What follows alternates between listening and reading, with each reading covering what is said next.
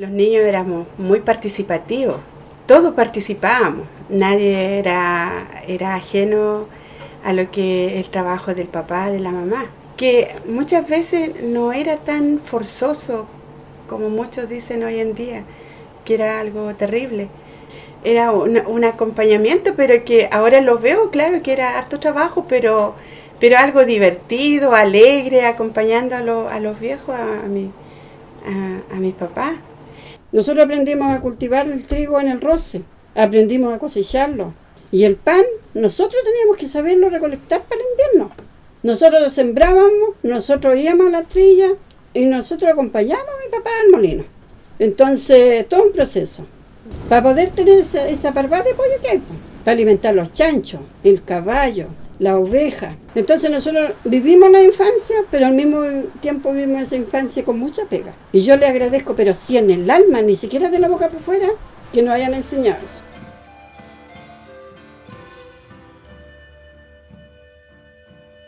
Bueno, antiguamente hay muchas historias que nos contaban los abuelos y yo entendía que ellos eran como las personas únicas que vivían acá en este territorio. Pero de una determinada forma tú empiezas a entender que después llegaron colonos, empezaron a invadir y después ya empezó a cambiar todo porque uno entendía que ya estaban los cercos, el territorio ya no era todo de ellos, ya no podían ir, por ejemplo, no sé, pues a buscar murta con esa tranquilidad, llegar a cualquier lugar a buscar murta, porque ya uno se empezó a dar cuenta que esos territorios no eran de ellos, eran de otros.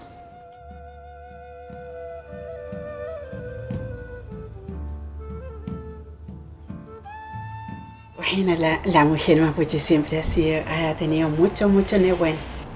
Es una fuerza de no perder su autenticidad de mujer, po.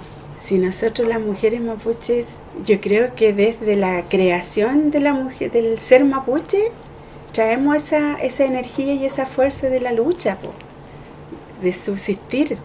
Si nosotros los mapuches queremos la tierra, la naturaleza, es porque nacimos de ahí mismo, po. Nosotros brotamos así como brota una semilla de la tierra, así brotó el mapuche y por eso estamos tan unidos con ella también, po. Tenemos esa relación con la naturaleza, de que nos escuchamos y nos entendemos, po. Es una relación muy fuerte y hermosa.